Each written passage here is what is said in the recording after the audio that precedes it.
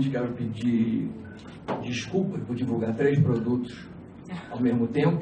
Eu sei que para vocês é um trabalho, mas em geral a gente divulga os retratos em janeiro, mas como o tema da avaliação da perspectiva do Bolsonaro é uma coisa que vai ficando velha, né, com o tempo vai passando, a gente resolveu correr um pouco para entregar isso logo para vocês. Por isso também as coisas estão chegando em cima da hora, algumas correções que a gente teve que fazer no documento na questão da impressão, aí você deve ter notado isso. Bom, eu vou passar rapidamente pelas pesquisas, chamando os principais pontos, depois a gente fica à vontade para esclarecer qualquer dúvida que persista. Como eu disse, a gente trabalhou com... Onde é que eu estou aqui?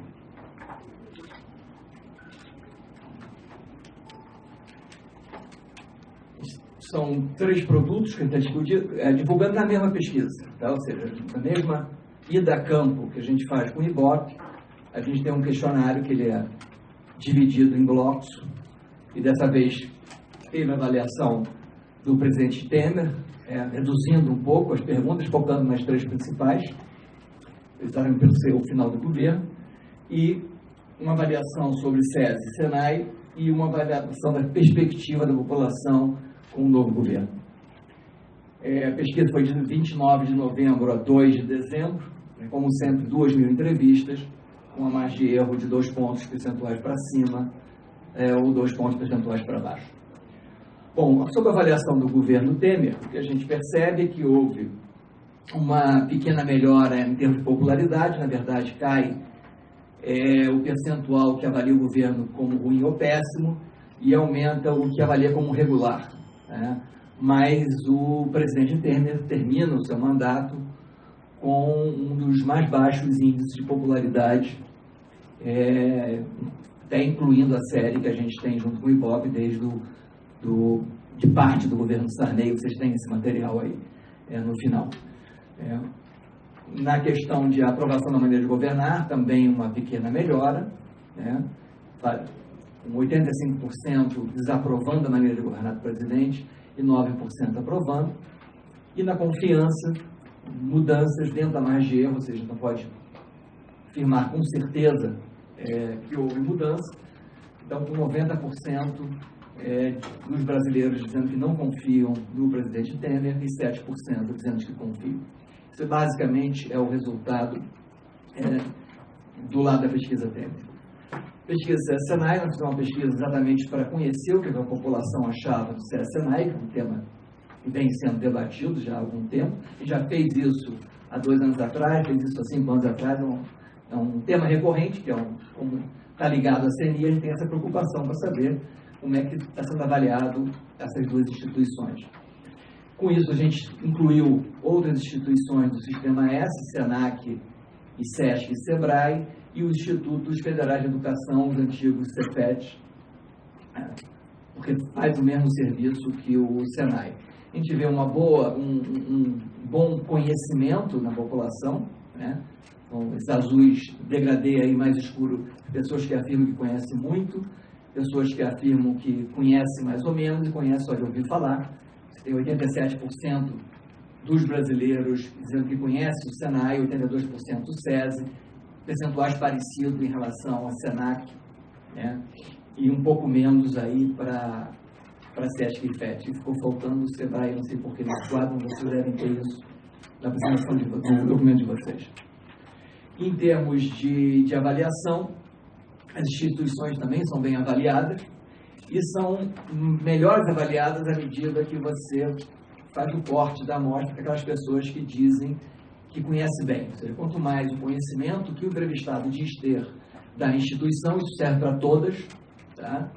Melhor a avaliação que a gente tem, maior percentual de ótimo ou bom, como a gente pode ver aqui da avaliação. Então, no caso do SENAI, se eu só olho quem diz que conhece bem, são 94% avaliando como ótimo ou bom, menos que 1% avaliando como ruim ou péssimo, né? Não é zero, deve ter 1 ou 2 pessoas dizendo isso, mas percentualmente muito baixo. No caso do SESI, 93%, e aí vocês veem que quanto menor o grau de conhecimento, aumenta também a não resposta, porque a pessoa não consegue avaliar, e é menor também a avaliação de regular. A gente fez algumas frases para testar se a missão dessas instituições estava sendo seguida, o resultado também é bastante positivo, mostrando que o Senai forma bons profissionais, é reconhecido como entidade séria, ligado, né, fez perguntas com nuvem, perguntando o que vem à cabeça quando vê o nome, muito ligado à educação, profissionalização, no caso do Senai, muito ligado à educação, também na parte de saúde, né. Resultados similares no SESI também, tá? E se quiser algum mais esclarecimento, a gente pode entrar no detalhe. Eu sei que vocês estão esperando mais, é a próxima pesquisa, então vou pular para ela. Bom, a gente fez um conjunto de perguntas sobre o próximo governo, a expectativa da população, né? Inicialmente, a gente fez 2 perguntas que a gente sempre faz em dezembro, a gente só reorganizou as opções, então elas não são inteiramente comparáveis com as pesquisas anteriores, mas pelo cenário não muda muito. Grandes problemas do Brasil, a gente já vem fazendo até com outras pesquisas, isso aparece sempre: saúde em primeiro lugar, desemprego, corrupção, segurança pública, né? E ali em quinto, educação, e aí começa a ter percentuais menores. As pessoas eram estadas a citar 3 problemas que o país está enfrentando. E em seguida a gente pergunta quais são as prioridades do governo para o ano que vem. Então, bem alinhado com os problemas: em primeiro lugar, melhorar os serviços de saúde; em seguida, promover a geração de empregos, combater a corrupção, combater a violência e a criminalidade, melhorar a qualidade da educação, ou seja, muito bem alinhado com os problemas que a população identificou. A partir daí, nós fomos para a pergunta em relação se os brasileiros estão otimistas, seja com a sua própria vida, se vai melhorar para 2019, se a situação econômica do Brasil vai melhorar, ou seja, a gente está saindo de uma crise muito profunda, né? A gente queria medir essa expectativa que a gente vem vendo em índices de confiança, um crescimento das expectativas de confiança, né? Então a gente foi mais direto nessas perguntas, tem percentual bastante positivo, acreditando que a própria vida vai melhorar, que a situação econômica do Brasil vai melhorar, tá?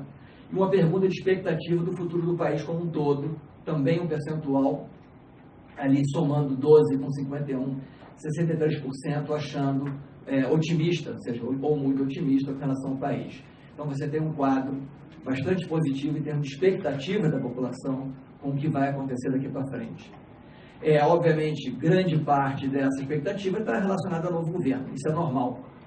Após uma eleição de um novo presidente, você tem uma onda de expectativa maior, mesmo entre aqueles que não votaram no presidente, mas que também não são totalmente contra, né? A gente sabe que no segundo turno você tem que escolher em 2, você tem grupos diferentes, mas a gente percebe até pelos números de pessoas que não votaram no presidente Bolsonaro tão otimistas ou relativamente otimistas em relação ao futuro. Então tem 64% avaliando que o governo do presidente Bolsonaro será ótimo ou bom, mesmo nos cortes de extratos muito parecido com aqueles extratos que apoiavam mais o candidato, também faz sentido, ou seja, os homens mais otimistas, as pessoas com maior renda familiar mais otimistas, com maior educação também mais otimistas, né? E os menos otimistas em termos de regiões, a região Nordeste, exatamente onde o candidato perdeu, mas mesmo na região Nordeste, a maioria dos residentes lá, considerando que o governo vai ser ótimo ou bom. Ou seja, que mostra esse otimismo com o novo que está vindo aí. Em termos de problemas que o brasileiro acredita que vão melhorar no primeiro turno, será uma pesquisa que a gente fez em aberto, né? Ou seja, espontânea, você fala o que você acha que vai melhorar com o novo governo, no primeiro ano de governo. O destaque é segurança pública, corrupção, desemprego, muito próximo da agenda que o próprio candidato sustentou a sua campanha, né, na questão da segurança pública e da corrupção. Tá? Mas estão ali presentes os problemas que mais opa, essa palavra não saiu mais. Que mais preocupa, vou mudar a palavra, que mais preocupa a população. Tá? A gente fez a mesma pergunta para os problemas que vão piorar no próximo ano. E aí foi a pulverização da resposta foi muito grande, percentual grande dizendo que não vai ter pior ou que não respondeu, mas é difícil identificar. Tá? Você pode ver, tem 14 itens que apareceram ali, muito próximo um do outro, dentro da margem de erro. Tá? Então você não tem como, para a população como um todo, obviamente que individualmente cada um tem lá a sua ideia, mas para ressaltar a população como um todo, o que deve piorar no primeiro ano do governo Bolsonaro.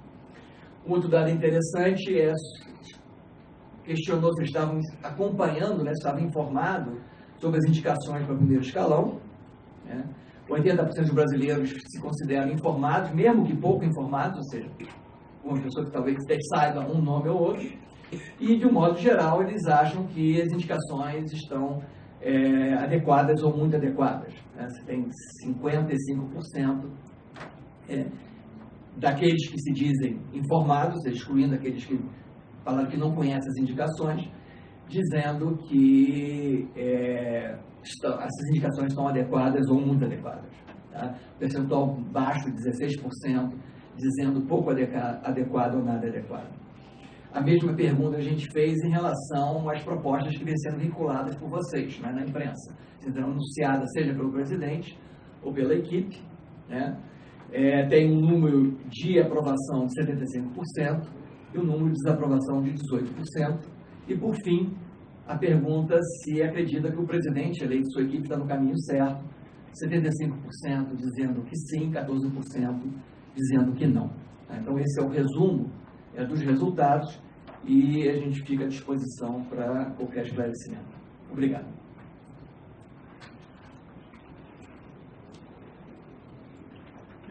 Oi.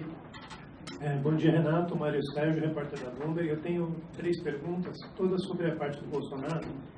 A primeira, o campo da pesquisa se encerra no dia 2 de dezembro, então não pegou a questão do relatório do COAF, do motorista do filho do Bolsonaro. Eu queria saber, eu sei que não pela pesquisa, que já que é impossível, mas se vocês têm pelo menos alguma noção do desgaste que isso possa ter provocado para a imagem do presidente, que está muito alta, realmente parece um otimismo bastante elevado, mas esse dado aí é um dado que, pelo menos na última semana, tem deixado ele um pouco nas cordas, ele tem tido que dar explicação, ou seja, pode balançar um pouquinho a questão da corrupção. Eu queria saber se isso, de alguma forma, tem como oferir, mesmo que não esteja na pesquisa. A segunda pergunta, queria saber se não acontece um pouco do certo viés de confirmação, dado que todos aqueles que se dizem muito bem informados, a tendência, a aprovação é muito grande do que ele faz. E os que se dizem pouco informados vai diminuindo, ou seja, é bem claro, se não há um certo viés de confirmação, a pessoa se diz bem informada porque ela já apoia, ela já está predisposta a apoiar o governante. E a terceira pergunta se esses números, 75%, o senhor me colocou que existe um otimismo que costuma vir depois de cada eleição com o governante eleito. Esses números, 75%, eles são normais para a série histórica, ou seja, é de se esperar que mais ou menos quase uma esmagadora maioria da população tenda a dar esse voto de confiança no presidente, ou seja, não só aqueles que deram a vitória, mas também aqueles que não eram militantemente contrários. É isso, obrigado. Ok, deixa eu responder, já são 3, não vou esquecer. Primeiro, confirmando realmente, a pesquisa foi feita antes da notícia do COAF. E não tem como saber como isso impacta. Tá? A gente já viu outros presidentes e outras situações que diferentes notícias impactam forte ou fraco. Né? A gente vai ter que aguardar isso para ver o desenrolar. Sobre a questão do viés de informação, na verdade, eu acredito que o fato de as pessoas que dizem que conhecem pouco, ou conhecem mais ou menos, colocar que não aprova totalmente, exatamente como ela não conhece bem, ela fica na dúvida, será que tem alguma coisa que eu não gosto? Tá? Então, eu vou me reservar, eu leria nesse sentido. Né? Não que, como eu apoio, eu vou dizer que conheço e vou dizer que está aprovado. Não, como eu conheço algumas coisas, eu estou ouvindo algumas coisas, tem certas coisas que pode ser que eu não tenha ouvido, que eu não aprovaria, então eu vou ser mais cauteloso e dizer que aprovo menos do que se eu tivesse conhecido. Essa é a leitura que eu faria desses dados. Se é normal ou não, infelizmente a gente nunca fez uma pergunta, essa pesquisa antes, a gente geralmente espera o governo tomar posse e em março faz a primeira pesquisa do governo, mas se vocês olharem essa série histórica de David Sarney, em geral, um novo presidente já tem uma subida, tá? Ele tem um voto de confiança por ter sido eleito. Tá? Alguns mais, outros menos, dependendo da eleição, né? Então, obviamente que todo mundo fala isso, da força do presidente no primeiro ano, nos primeiros 100 dias, isso é verdade. Né? O cara eleito, mesmo aquele que não votou nele, ele está dando um voto de confiança para ver o que vai acontecer. Perguntas?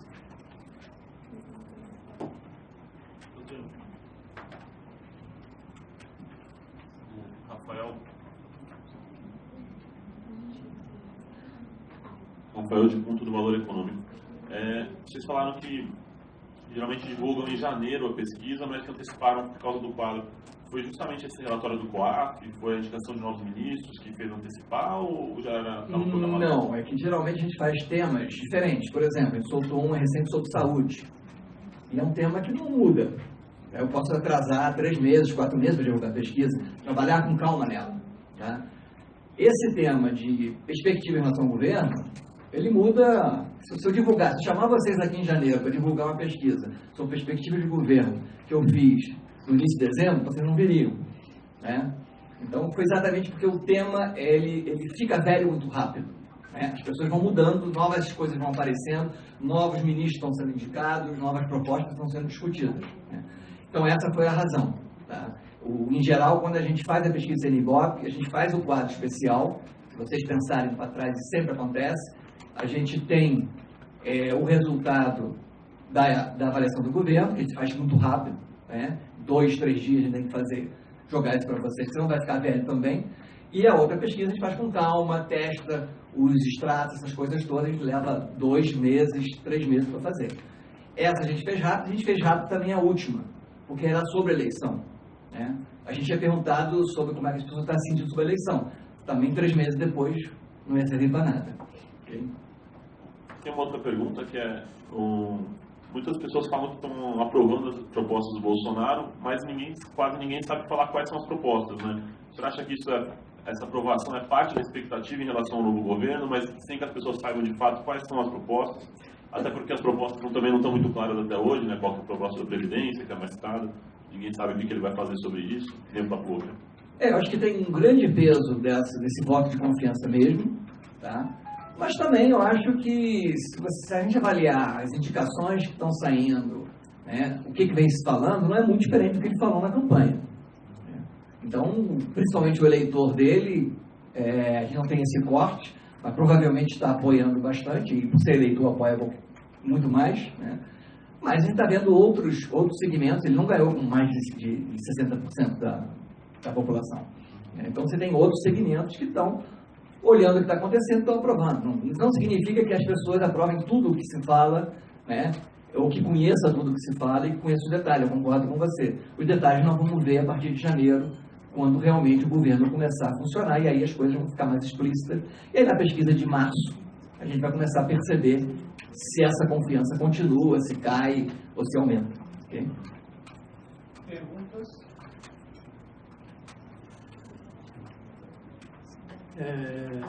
Uma outra curiosidade me chamou a atenção. Só acho que 11% das pessoas acham que vai, acho que até menos, era 7%, acha que vai piorar a questão das minorias. Isso é um assunto muito debatido na campanha e não parece ser uma grande preocupação das pessoas. Não tem um candidato se apresentou como o defensor da democracia, ninguém cita um risco à democracia. Houve algum erro aí na avaliação de quem fez a campanha? Porque parece que não é um assunto muito relevante para as pessoas. Eu acredito que sim, porque ganhou o Bolsonaro, que está defendendo esses pontos. Eu acho que tem pontos importantes, não significa que não seja importante para a sociedade, a gente precisa entender isso, né? Mas certamente o desemprego é muito mais importante para a sociedade. A questão da saúde, não conseguir ser atendido num posto de saúde, é muito mais importante. Tá? Então, até quando a gente quebra os estratos por renda, né, você vê, a questão da corrupção, ela parece mais forte entre as pessoas de renda mais elevadas, né, menos afetadas pelo desemprego. Se você vai para a renda mais baixa, o grande problema é saúde e desemprego. Né? Então, acho que é muito isso. A gente tem que tomar, às vezes, algum cuidado. Não significa que os outros temas não sejam importantes, né? Mas no momento atual da crise do país, as prioridades, é por isso que a gente perde prioridades, as pessoas estão escolhendo já antes de começar a campanha, ou seja, há anos que a gente vem colocando que a prioridade do país tem sido a questão da saúde, da segurança pública e com a crise do desemprego. Já que o senhor colocou a preocupação com a saúde, 31% das pessoas acham que a saúde vai melhorar. E, no entanto, pelo dado da pesquisa, se ele não pôde pegar a questão do motorista, ele pode pegar muito bem a questão dos médicos cubanos. Ou seja, parece que não houve uma grande perda para o Bolsonaro em toda essa questão. Não sei quanto estaria o voto, quanto estaria a aprovação dele antes desse fato. Entendeu? A gente não tem como comparar. É difícil fazer essas ilações, conjunturas sobre ações que foram feitas se eu não tenho uma pesquisa anterior à ação para comparar, né? Então, não tem como dizer. Acho que é importante repetir, existe uma grande expectativa pós-eleição, isso é normal, pois a pesquisa, a próxima, né, outros institutos vão estar fazendo pesquisas também, e aí a gente vai começar a conhecer a opinião da população, ok? Podemos gravar, gente? Quem quiser gravar? Tem mais uma pergunta?